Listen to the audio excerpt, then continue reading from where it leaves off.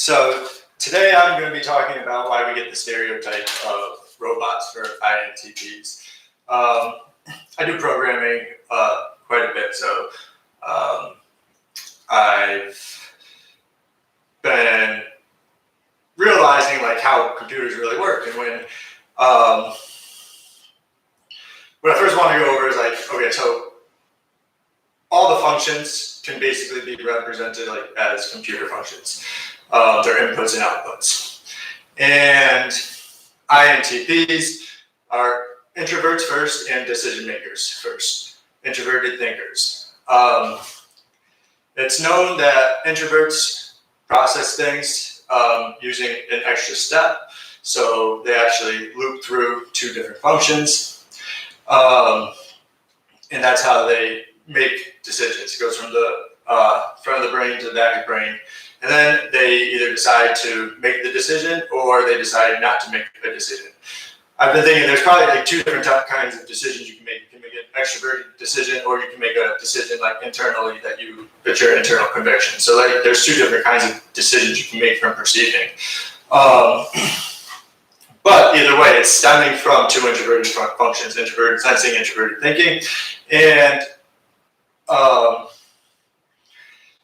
to me, what is really happening is the reason that they're looked at like computers as these two functions actually in a way simulate the real world. Like that's how I see things in a way. And people don't really understand extroverted intuition until I think certain conversations where like they can actually see how it happens. But it's almost like there's this simulation going on in the world that can be continuously added to. And that's kind of like SI is known as like a filing system. The thing is like that filing system is just kind of in the background, kind of coding us. And when you think about it, it means like, so I think really when this process really starts happening is like the first time you're corrected. As an INTP, you get SI, somehow you're corrected, and your introverted thinking starts saying, okay, this is how you operate in the world. And like, for me, I know that was like what I was learning a lot. And if I went to a new environment, it took me a long time to learn that new environment. So I would say, and I was always like generating this big story of what this environment was, like how I should act in certain situations, and I had to do this ahead of time. I didn't like, if I didn't plan something out, if I didn't like, because I would experience it, or I would see other people experience it. If I didn't experience those things, I would never be able to like know how to interact.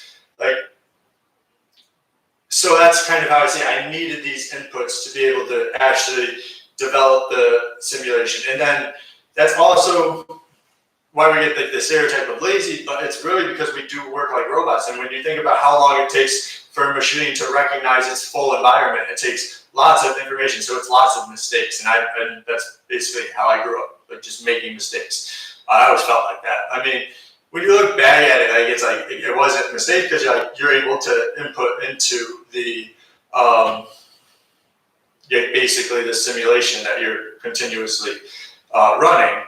To me, the simulation comes in layers though. And a lot of people think like INTPs just give up on everything, and it's not really that. It's that like at some point you're double coding, like you're telling something to do something twice. That's why we don't do things twice. We already know that. It's in our simulation. And a lot of times it's like we go to do something and it was simulated in our head with all the ideals of the outer world. And for me, it's like even literally programming, I go to make a video game the first time, in my head I knew what it was going to be like until I realized I had to program gravity into the video game. In my simulation, gravity just exists. And then I had to go do that, and it automatically sends it into a loop of really like, this is how things should be. And the NE is really going deeper and figuring out how to solve the gravity in the video game. That's what you got to go in and do. And then beyond that, anything else, it's going in and solving that problem. Just because in your simulation, you know gravity exists, you know you know a lot of things. Basically, the simulation is anything that you know. I kind of see it beyond that. There's like outer worlds. If you know anything about Minecraft, you kind of know like that, and then like beyond that, you're walking in this. You're the XYZ. You're introverted thinking, sees everything revolving around it. It's making connections and it's creating networks, neural networks. And then what you realize is when you get too stuck in TISI, you get stuck. You get in your loop, I guess you call it. And with that, that's when you know to go to your extroverted intuitive. And it'll be solidified.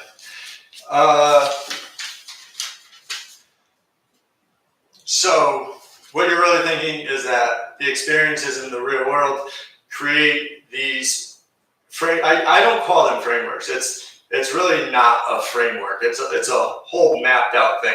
And in a little while, I'm going to go into like how I would build a car, and it wouldn't be just a skeleton, because like a car doesn't even, like a frame doesn't really consist of a skeleton. It's not a skeleton.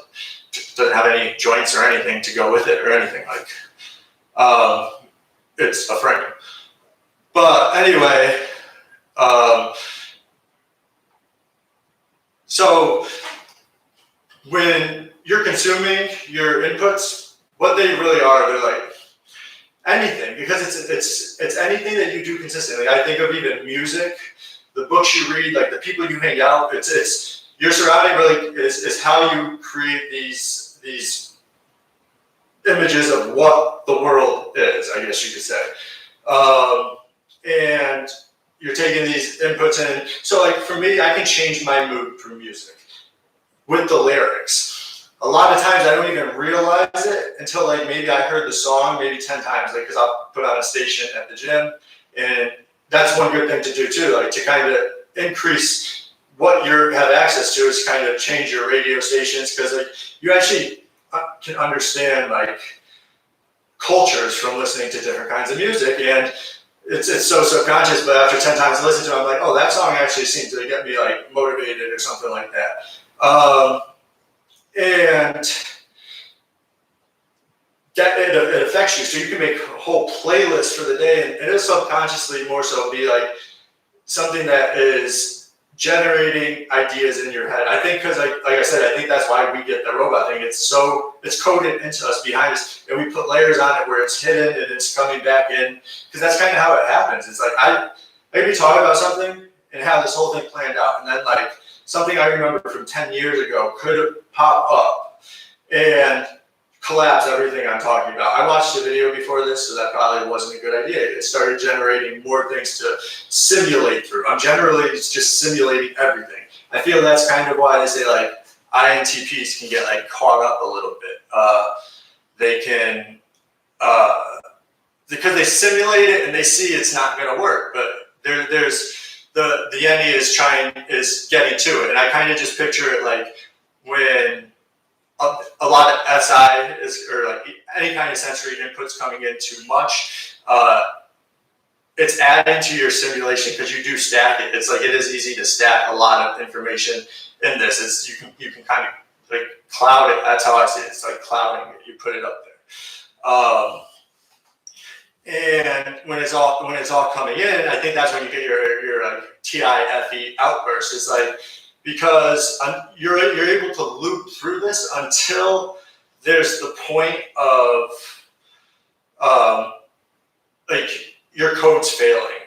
Like it's catastrophic failure to your code, so you get really upset because you have inferior SE, which a computer would have. It would be taking in everything and doing what it's supposed to do until the arm broke, unless it had a sensor on it, you know? So like that's what we got to do. We got to put these sensors in us, and like not physically, but I'm saying like mentally put sensors in us. Like even like wearing a watch, which I'm not doing right.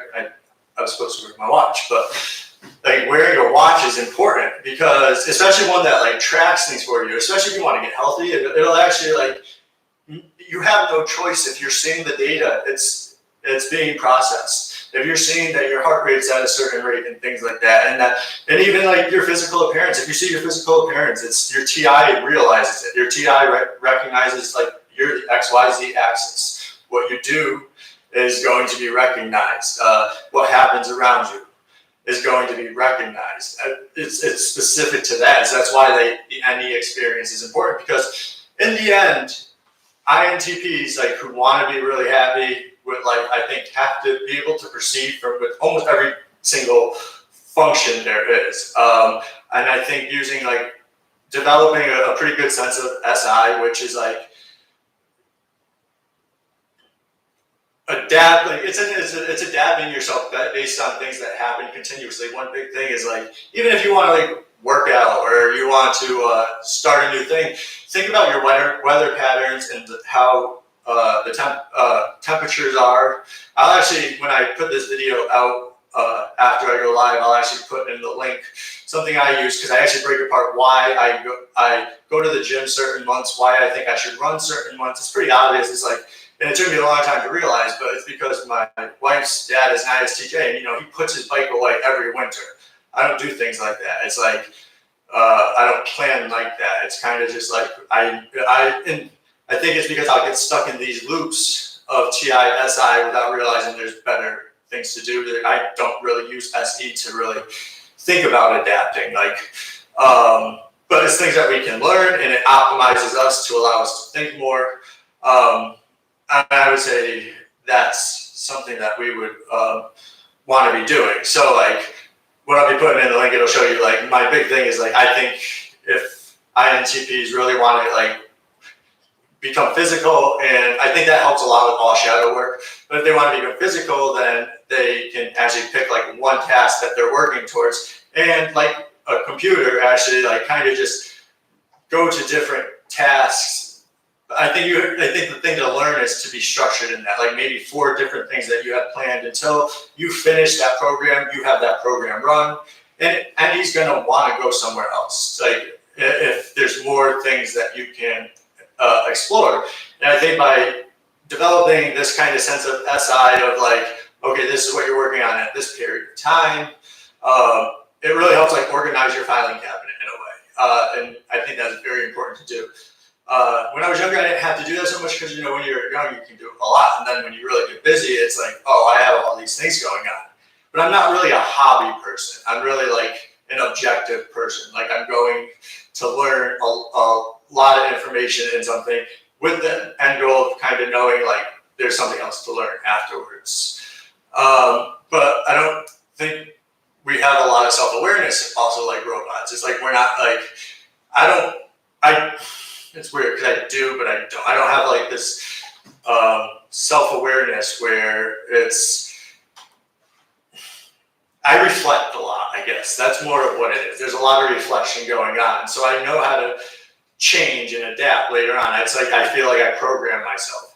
And I feel like even listening to certain podcasts that like if I want to learn something, I just have to like program that kind of thing into me in a way. And then I'm able to think on it and develop this world.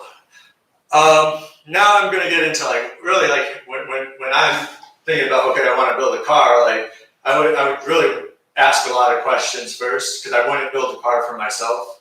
It's not like something I would do because it would kind of just be a waste of time. But like if somebody else wanted to build a car, I would offer to help. It probably wouldn't go too well, right?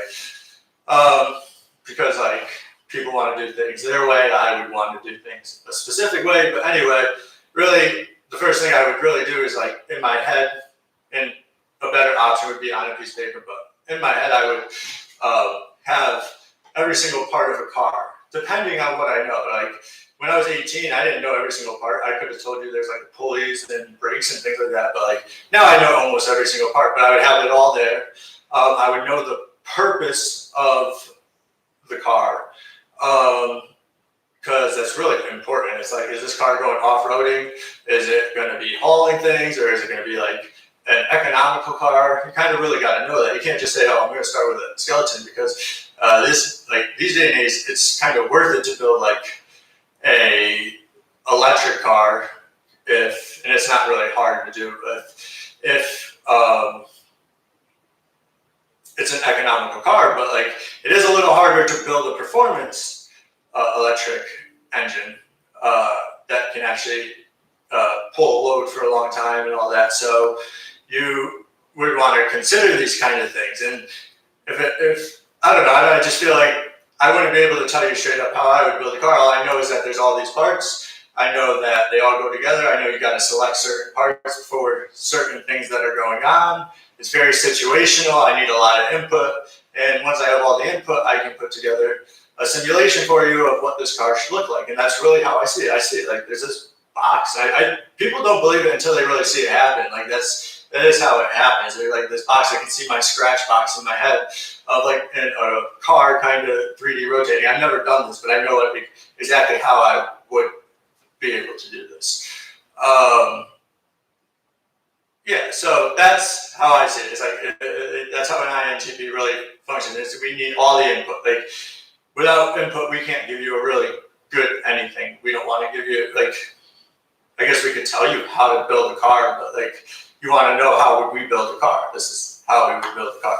Anyways, let me see. I just want to make sure I didn't miss anything because sometimes I do that. Oh, one more thing.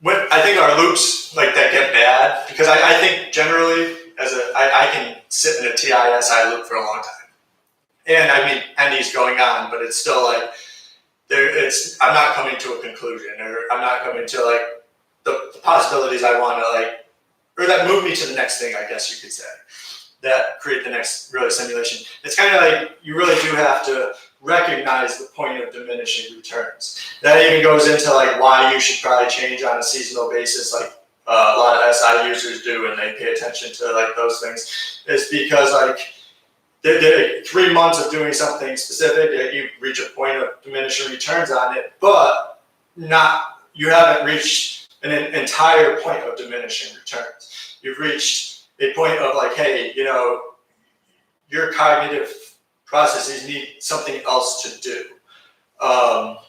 And it allows you to kind of get more in touch with your FI. That's what I mean by self-awareness. I don't do things because I like them.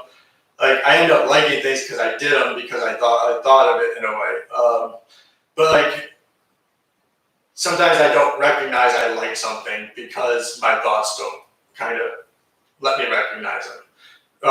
It's kind of just feeling in general is kind of like that. But it's something that like you can recognize. If you recognize what you like, it kind of helps a lot with it all in general. So yeah, that was one thing is like the loops and how you can get stuck in them.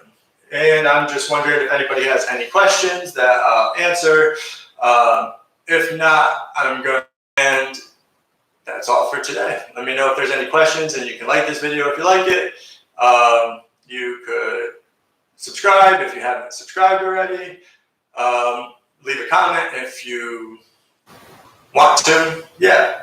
And I'll catch you on the next episode of Cognition Ignition with C-Class. Thanks.